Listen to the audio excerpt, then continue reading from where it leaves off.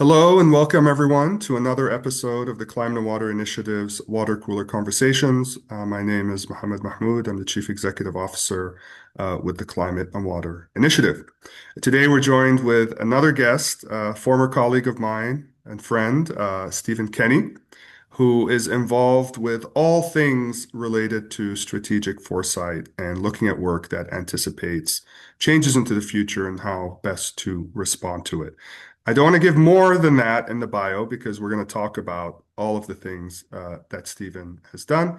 But Stephen, welcome to our podcast. Well, it's a pleasure to be here, Mohammed. It's great to see you and happy to join you. Thank you so much. So, as I usually do, I tend to start off with, how I know our different guests, and both of us, I guess, came around the same time and joined a think tank in DC called the Middle East Institute. I myself started off the Climate and Water program, and you started off the Strategic Foresight Initiative, if I'm not mistaken, correct? Right. Yeah, That's yeah. right. Yes. Um, but I think how we got there may have been a little bit different. I sort of responded to an open call when they were trying to launch essentially a climate program, and I knew really nobody there personally or firsthand. But you may have had a different route in how you got to MEI. Would you be willing to share a little bit about that? Yeah, happy to. Like many of my connections and opportunities in the field of work that I've been in for so long, it was one of those fortuitous coincidences. I was at a networking group of other futures and strategic foresight practitioners, and there was a person there from Middle East Institute who I hadn't seen there previously. And I wondered, like, what is this person from a Middle East think tank doing here? Because I had an impression in my mind of think tanks that, they do fantastic research and analysis on kind of like the present day of, whatever their topic area is, but I never really associated them with doing futures work. And so we started talking during one of the breaks, and learned from him that that was true of the Middle East Institute, that there was no kind of futures component to what MEI did, but that they were eager to bring that in for a couple of reasons. One was, I guess, kind of to differentiate themselves from other think tanks that are focused on that part of the world in the Washington area. But also, and the thing that was really compelling to me and made me eager to start working with them, they said, we need to do work about the future of this region that imagines what different positive futures could look like. The first time I met with the then incoming CEO, Paul Salem, and this stays with me even now.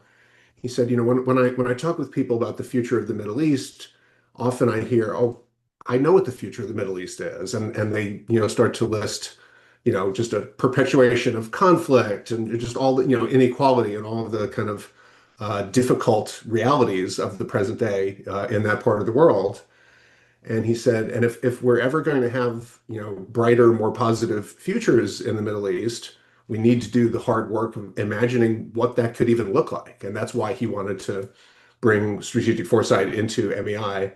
And I found that really compelling. And we started working together informally, and then it became more formal over time.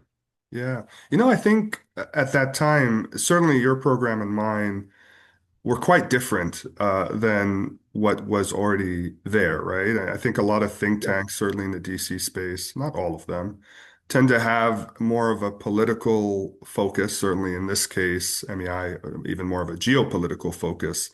Whereas I think uh, our topics, right, looking futures work and then issues related to climate and water, certainly aspects of it can become political, but I don't think that was necessarily the lane that we were primarily on, right? And so I think to your point, it added a distinguishing difference between other think tanks because most other think tanks don't incorporate such types of, and there may be a couple others I'm blanking out on at the time when the institute had expanded, but certainly the type of work that we're on doesn't neatly fit into a sort of a political policy angle as opposed to more of a policy and dare I say, to a certain extent, in both cases, a scientific angle of how to approach both topics related to sort of strategic foresight as well as climate, water, and the environment.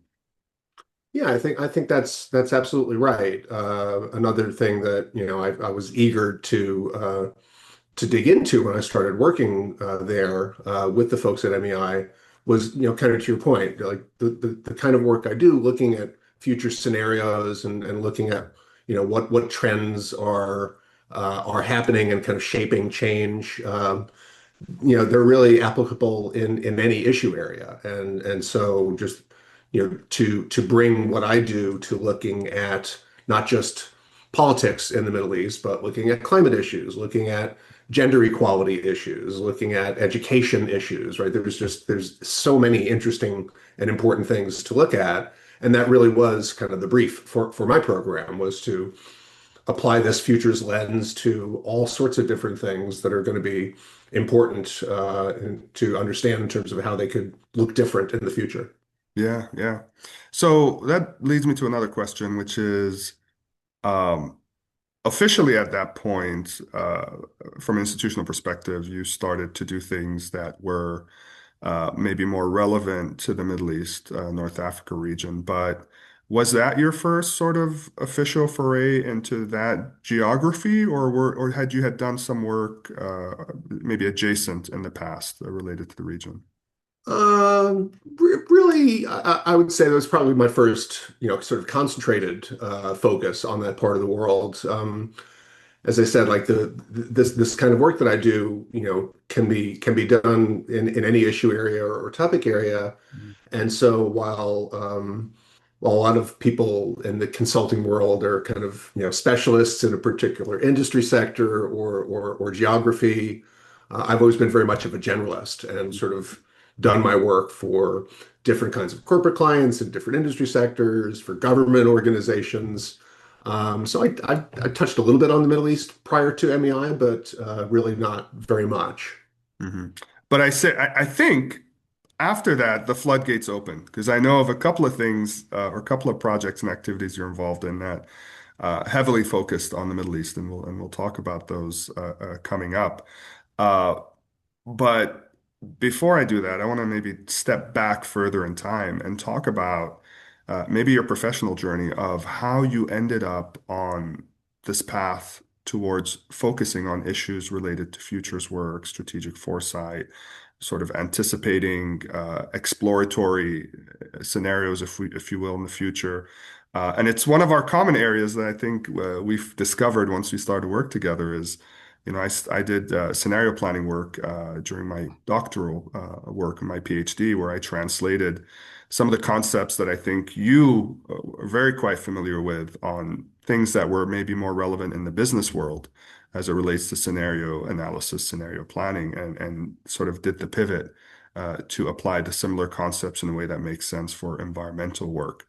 And I think one of the defining works, and I'd love to hear your point of view on this, is which looking at the technical world probably doesn't seem as appropriate, but that's what we use to begin that transition, is Peter Schwartz and the book of The Art of the Long View, which I think has influenced a lot of dare I say futurists. I don't think I'm a futurist per se, but those that are aligned with that type of work.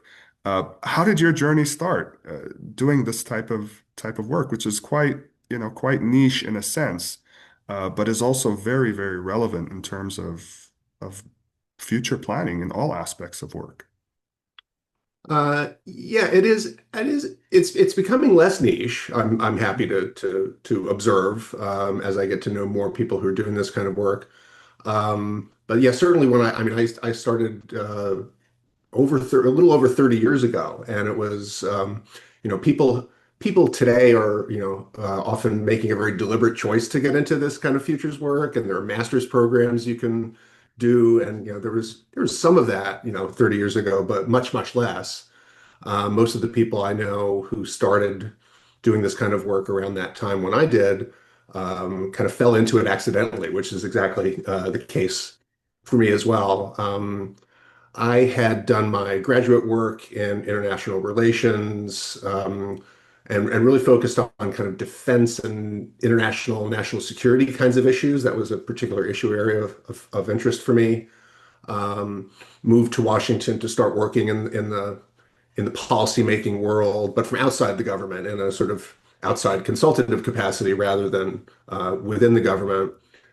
And I was working for a large company at the time that, provided advisory services into primarily the Defense Department.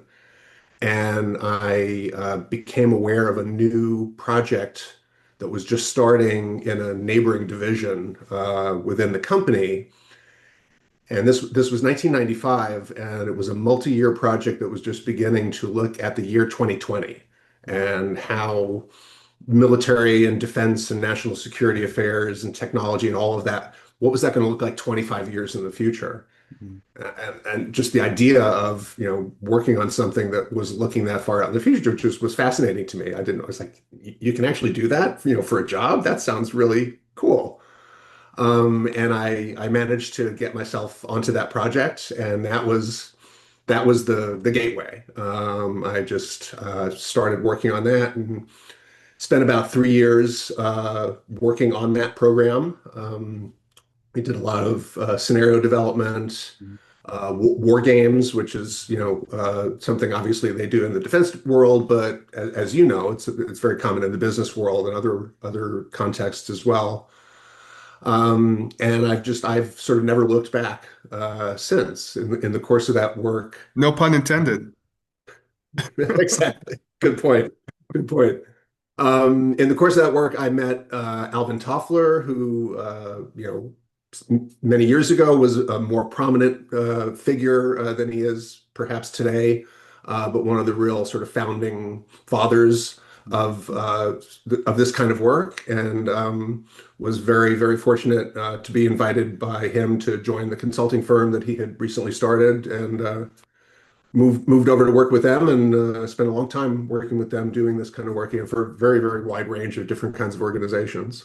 Yeah, that's amazing. And you had maybe I don't know, the game 7 Degrees to seven, Kevin Bacon, but there was at least 1 to 2 steps removed between yourself and Peter Schwartz, because I think you did the project work related to GBN that was founded by Peter Schwartz. Is that accurate? Yes, and it is kind of a couple of degrees of separation thing. I've never met Peter, but after I left Al Toffler's firm, I went for a couple of years to another firm called Monitor 360, Mhm. and they were a spin out from Peter Schwartz's GBN Global Business Network. So the people who ran Monitor 360 had founded GBN with him, and then moved off in their own direction. And I joined them a few years later, and doing a lot of the same kind of things that GBN did.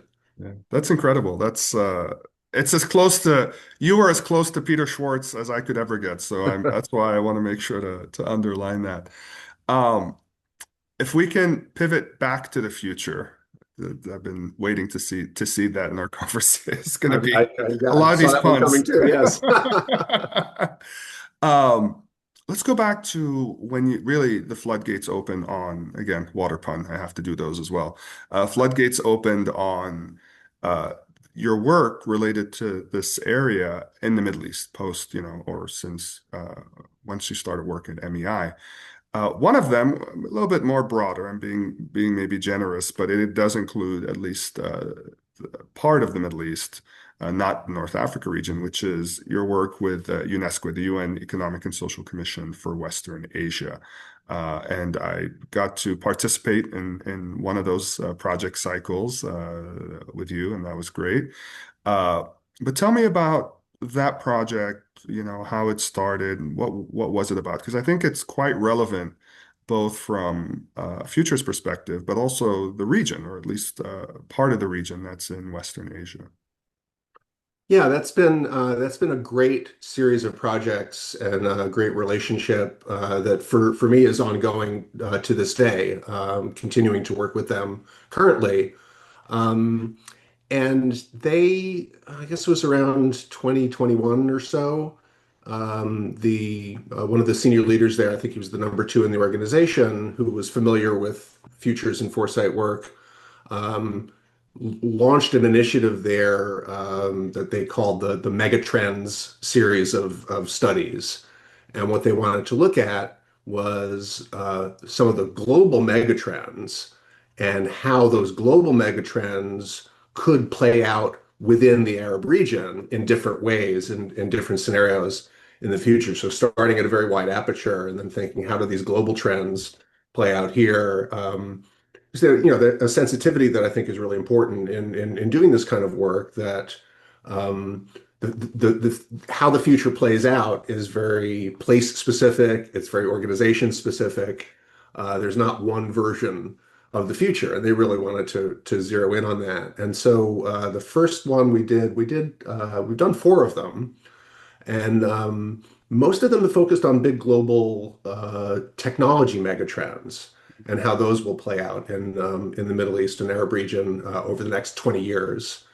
So the first one we looked at electric mobility and what are some of the different scenarios for how, and not just electric cars, but the whole spectrum of electric mobility from scooters and e-bikes on the one end to, large, electric rail and bus systems and everything in between. How will that play out and how will that transform the countries of the Middle East? Mhm. And we, did a lot of research and thought through, three different potential pathways that trend could play out in a unique way in that part of the world. And then we moved on and done a few others since then.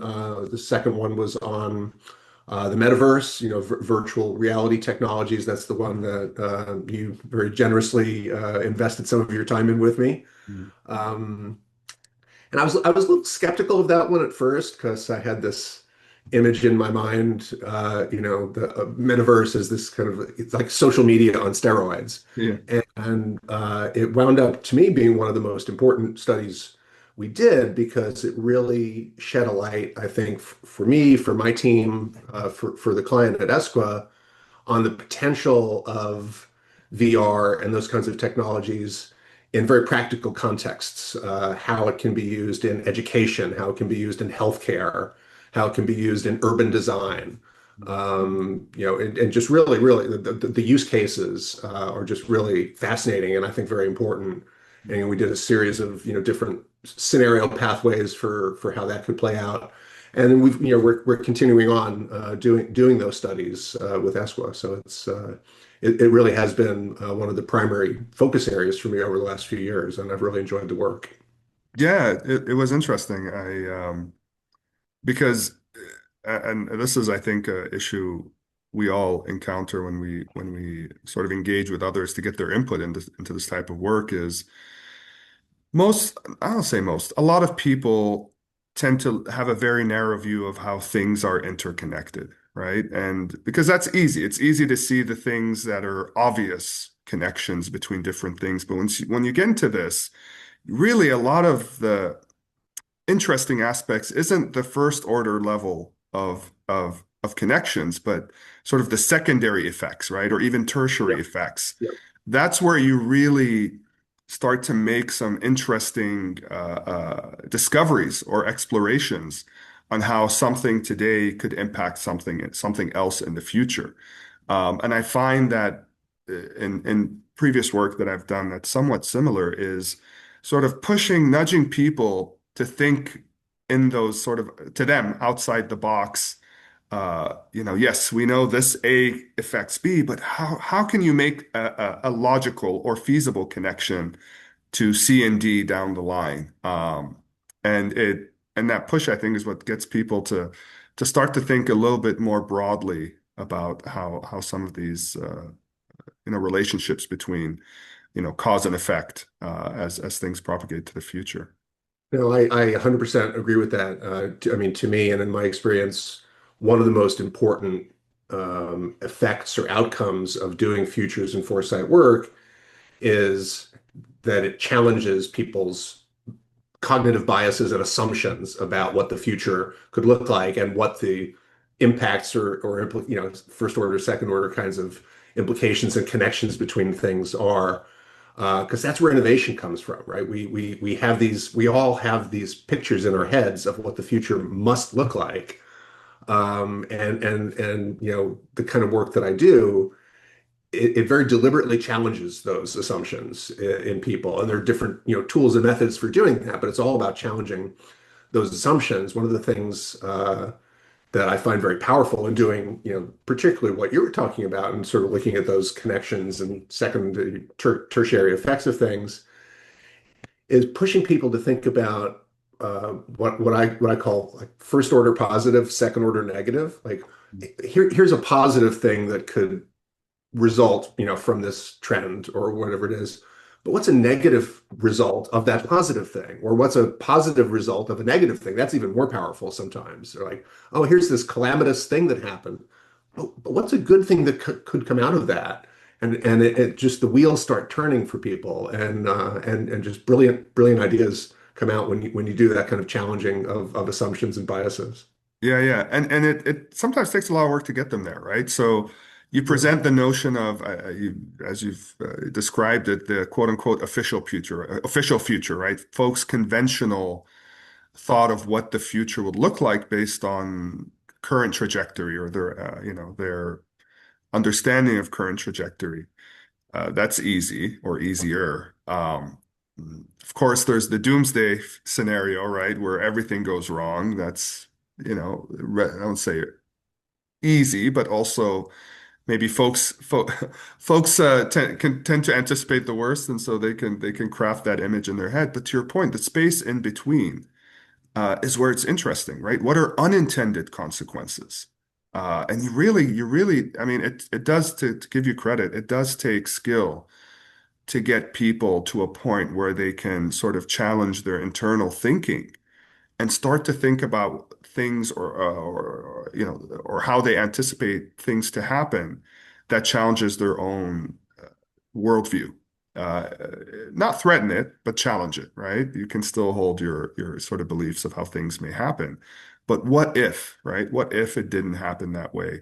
And I love what you said about it's not just how things could happen under these sort of different framings, but what is a positive and a negative, right? Because folks might tend to bias one versus the other, right?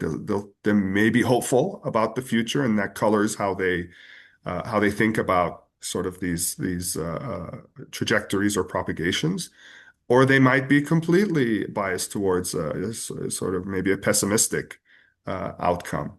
And I think also to your point, having a not too large because that becomes difficult for managing a project from a project management perspective, but having enough people to balance those viewpoints so that you do get a nice sort of scattering of potential futures. Again, if it's an open exploratory approach, it's not as easy as people think it is. I agree with that, and I guess that's part of how I can continue making a living doing this. Is not everybody can do it. Exactly, exactly. Um, Maybe a personal or personally motivated question for me is, as you said, you approach this sort of from maybe a generalist perspective because it is. I mean, you can apply certain aspects to this to different fields for that particular field's benefit or outcome, but you're able to do this across the board, certainly. From a conceptual framework, it is applicable across the board. Have you, I know the answer is yes, so it's a sort of a leading question, but what aspects of your work that you've done in the past or even presently that has bled into the things that we're interested in at CWI in terms of futures work related to climate or water or the environment or sustainability resilience that you can share of examples?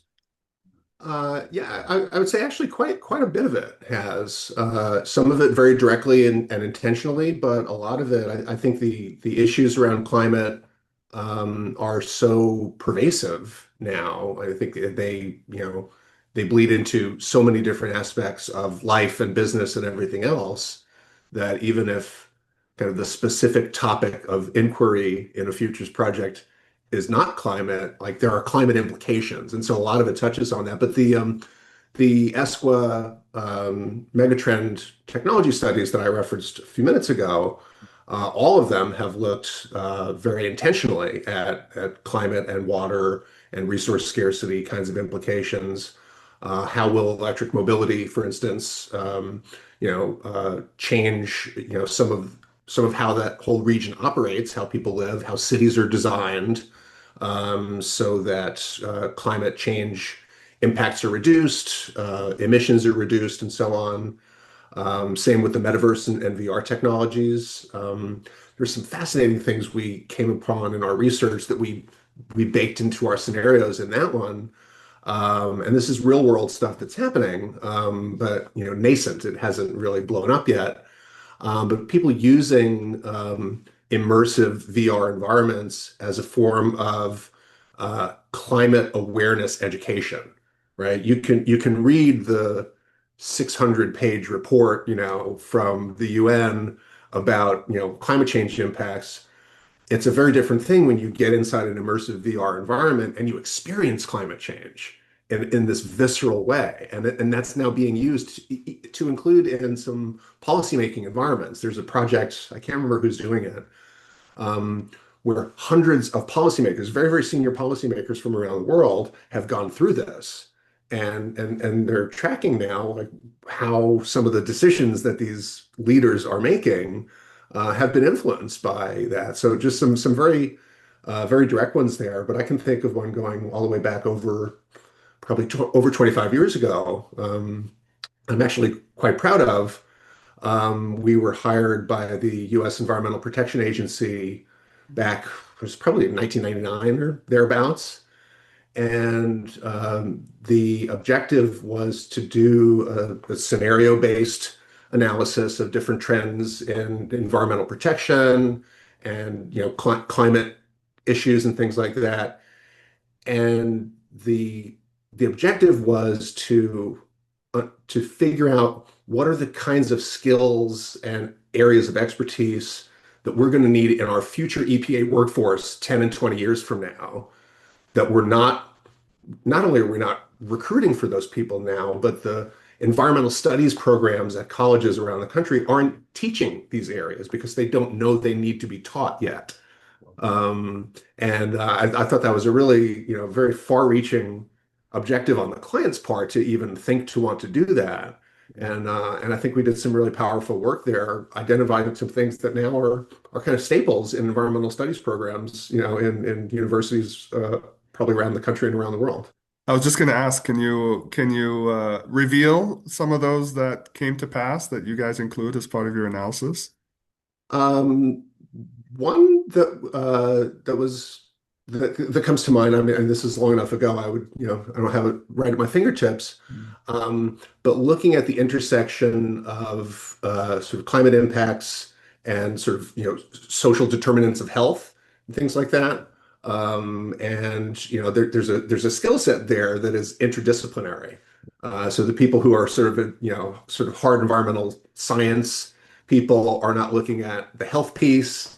The people, being trained in health are not looking at the environmental science piece. And we pointed out that that's just one example that comes to mind of like there's that interdisciplinary seam there that needs to be part of how people who go into this field, needs to be part of their education, and those people need to be part of the EPA's workforce. That's a huge one to me, actually. That's a pretty big connection that you guys made because it absolutely is a huge deal now. I think it's widely recognized sort of in the public health field of the connection of climate. I mean, I imagine people sort of guessed that the connection was there without it formally making the link. You see the impacts of it, but I think now it's widely understood and it's certainly a big field of work that Yeah. looks like climate Well, related. and I would never claim that, we were the first people to ever think of that, not by a long shot. But, it's something that really stood out for us in the work, and we wanted to make sure it was part of what got onto the radar screen of our clients. I'm sure other people, even then, were thinking about that and working on that. Yeah, true. But I like to think a house is built with many bricks. And so you may have donated Yep. a brick or two Yeah, yeah, I to think get so. us I hope there. so. Yeah, yeah. Um, I'm moving all over the place here. I had a trajectory. This seems thematic as well. I had a trajectory, but now I'm changing it as we're, maybe this is sort of Well, strategic it's foresight. like trends. Trends get knocked off their trajectories by all sorts Exactly. of So I'm unexpected things. retrending. I'm retrending. Um, so I want to go back to your other aspect of your Middle East work, which I'm familiar with, which is your relationship with the Dubai Future Forum and the Future Foundation over the last few years. Can you talk about how that came to be and sort of what they do and not just the nature of your relationship, working relationship with them, but also sort of the impact of that work and what they're doing. And they're doing some interesting things.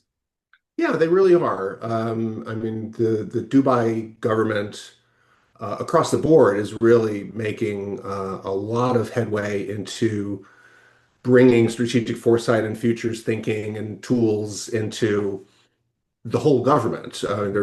Pick any ministry or agency within the Dubai government, and there are people who are doing futures work and figuring out how that plays into their particular area of responsibility. The Dubai Future Foundation is an agency within the government that's all they do. They're solely dedicated to doing futures research and analysis. They publish really fascinating reports on what are some of the big mega trends and again how they're going to play out in that part of the world.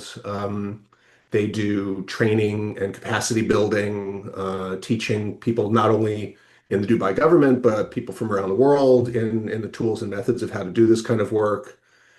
And I guess this coming November will be the fifth annual. So they started about 5 years ago, putting on this big conference called the Dubai Future Forum, which they advertise, I think, accurately as the world's largest gathering of futurists. There are about 2,500 people there every year and people from around the world. This past one, November of 2025, I think they said there were 105 or 106 countries represented there among the people who were attending. And it's an incredibly, I think, an incredibly valuable forum for bringing people together who are doing this kind of work. And I mean, it's not only people who do foresight work; it's professors and thought leaders and business innovators. But they're thought leaders and business innovators who are working at kind of the future edge of whatever their field is. So they're honorary futurists, perhaps. And I started getting involved in that when I was still at Middle East Institute, as MEI's representative, attended the forum for the first time and moderated one of the panels there, and built a working relationship between the two institutions, MEI and the Dubai Future Foundation. And I've now, continued that relationship since then, and have been working more and more closely with them. They have an advisory board for the forum that they invited me to be part of last year. So 2025 was the first year that I was part of the advisory board, and there's 12 of us. Again, very diverse group of folks from around the world, and different backgrounds. All of us, all of whom do futures work. And our role is to help advise on what should the themes of the forum be this year, or what are some bright ideas about panel topics that we should have, reaching into our respective professional networks, who are people who would be good speakers and things like that. So we've got a modest, I think, but valuable role in shaping what the forum looks like, which I really enjoy and I'm really proud of. So I'm doing that now with them. One aspect of that this past year, they for the first time they established the Dubai Future Awards and put out a global call for applications in three categories: people who are doing futures work, they call it foresight for people, so people whose foresight work is focused on sort of improving human lives. Foresight for the Planet, very much, in your wheelhouse. You might think about some of the work you're doing at CWI and whether you're a potential candidate for next year's awards. And then the third category is people who are doing really pioneering work in the field of foresight itself, who are developing new methods or things like that.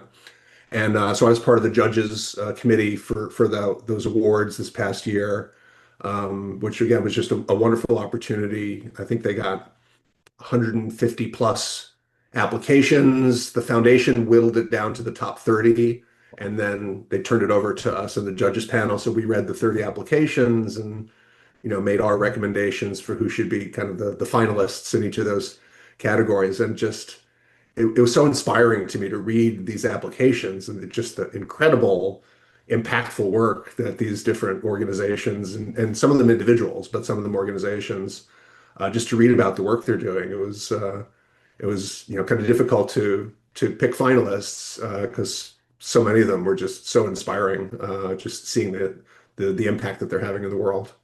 Yeah, I've been fascinated with the work they're doing and certainly the forum. And there's been a couple of those years I was very keen on attending, but always had some other conflict at the time. I think not an exact overlap, but a couple of years the COP meetings, the climate, UNFCCC climate COP meetings were around the same time, so it was difficult to sort of you know, jump from one to the other.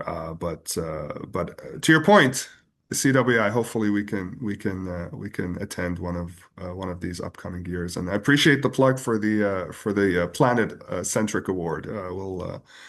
We'll do our best to in general to even be worthy of such a consideration. Um, as we're not quite winding down, but pivoting in that direction, this is a question I feel like I should have asked you in the front end, but I think would be a good question to ask with maybe a poignant answer that could be helpful to folks listening in, which is why do this work, right? I mean, you and I know, so we're kind of talking in code here, but I think after myself, not everyone is familiar with the topics that we talk about. This could be their first uh, uh, sort of interaction Absolutely. with these topics that we're talking about. So.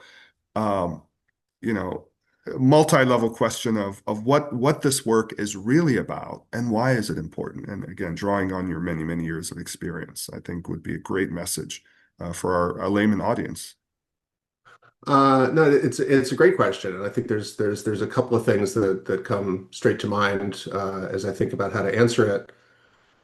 One is it gets back to this idea of there's this official future, right? But at the end of the day, like the future, there's no such thing as the future, right? In the niche circles I work in, we talk about the futures plural because we can't predict it. There are different possibilities. And so when we do this kind of work, to me, one of the real points of it, one of the real sort of urgencies of it is to think about what different possible scenarios or futures could be. It could be for your organization, you're doing it as a business. It could be in the Middle East context, you're doing it for a country or around an issue area, whatever it is, to think about different possible futures, not to then prepare for any one of them, because by definition, no one of them will ever come to pass as we've imagined it. But when we look at the different possibilities, we can see where there are commonalities across them. And those are the things to prepare for and plan for, right? Because, okay, I've now, this strategy or this investment or this policy action, um, it looks to be a really valuable one, even in these very different possible future conditions. So that's probably something I want to make my bet on, and it's a good policy to implement because no matter what future happens, that's going to have a good outcome. So just using that as an example. So that to me is one of the really important pieces, is finding those things that are, I call them kind of no regrets, investments or decisions or actions. And I think it's really important to look for those. So that's one thing I would point to. And the other is, and it's kind of related in a way, but I was mentored early on, and I've thought about this kind of work, my whole career, is the future doesn't just happen. It's created by the actions that we take today and tomorrow and next year. And that's at a very personal level, right? Your personal future is going to be created by the actions you take or don't take next week in your exercise regimen or whatever it might be. But presidents and CEOs and multilateral institutions, right? The actions that they take and the decisions they make are what creates the future. And so to be able to have kind of a rigorous way of helping people think through those different possible actions, and going back to something you said earlier, what are then the secondary and tertiary possible consequences of those actions, good or bad?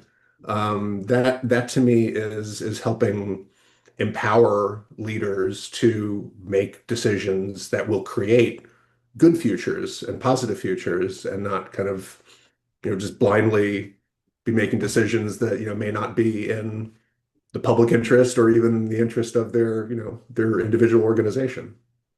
Yeah.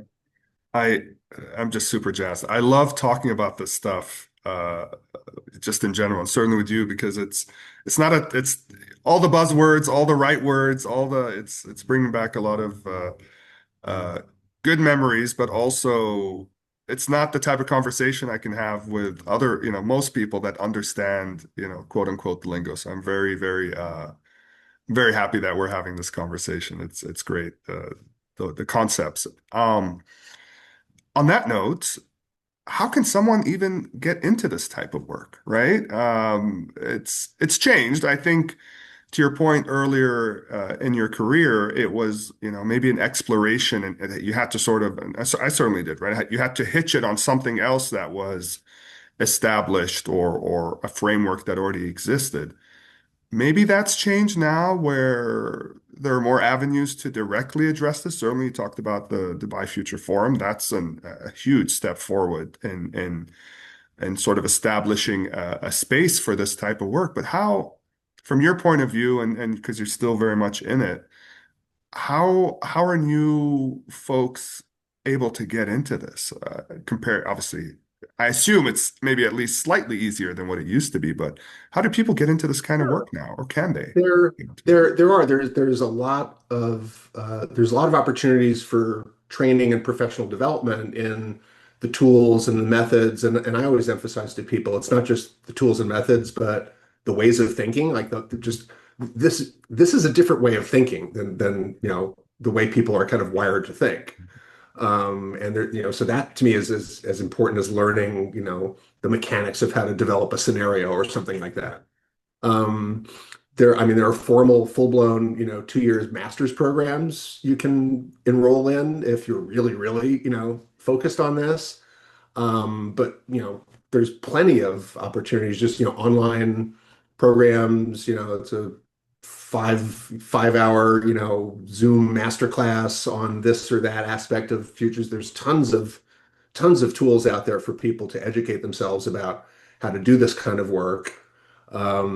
If they want to go into it, kind of full time, like I do. But what I really encourage people who are interested in this is don't start from the premise of like you want to be a futurist, like that's what you want to do for a living, but rather to learn the tools and the mindsets to then bring into your work as an economic analyst in a company, like whatever field it is, you want to go into. I think this kind of thinking needs to be baked into how people do their everyday jobs in a whole wide range of fields. So that's what I really encourage people to think about.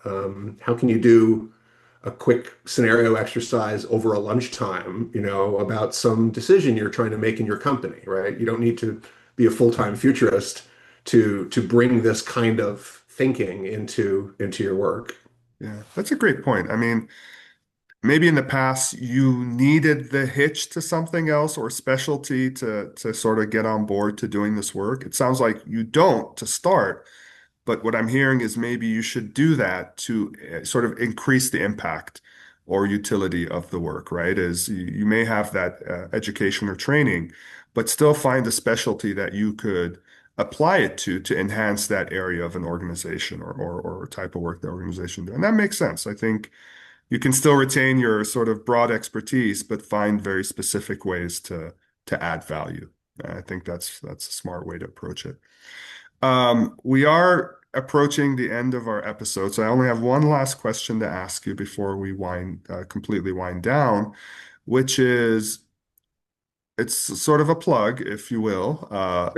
What what um what project, activity, output that you are currently working on that you're willing to share, something that you just recently completed that's out there, or something that's approaching a release date, whether it be an event, report, project, or activity, anything that you're comfortable sharing that people can look to or look towards to follow up more on the work that you're doing? Great. No, I appreciate that. It's there's a couple of things I guess I'd point to. I mentioned I'm currently working with ESCWA on another new project looking at scenarios for the Arab region through the lens of inequality and what are the different futures of inequality in this part of the world. Something that's going to be coming out from them in the near future. I think the official launch is during the Arab Forum for Sustainable Development, which is at the end of March, the first couple of days of April. We just completed a scenario-based analysis of what are the what are the different potential future impacts of AI on jobs and employment in the Middle East and North Africa. And we finished that in December, and that's going to be officially released and publicly available online, etc. End of March, beginning of April. But we've talked so much about the Middle East. Something else that I'm really, really excited about, maybe I'll end with this, is I've become really fascinated with bringing foresight and futures work to the local government level. I've done a lot of work at kind of federal level, but working with cities and towns on how to bring this kind of thinking into how they're doing their future planning for whatever name your city. And I've started working with an organization that they're basically like a membership association for local governments, and we're starting to work on ways to bring foresight to local governments around the U.S. And that's something I'm just really excited about it because I think the impact can be so powerful when you bring it down to a more micro local level.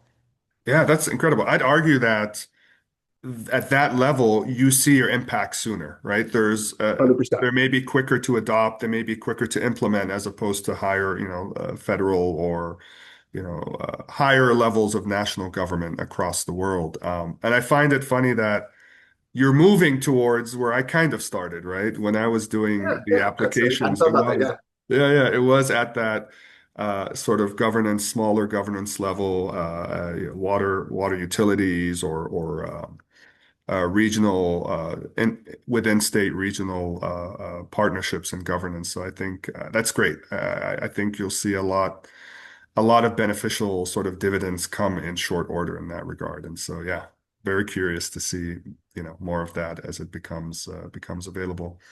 Stephen, always wonderful to chat with you. I really appreciated our conversation. It went by really fast, actually. Now that I'm looking at it, it's surprising how fast time flies when you're having good discussions.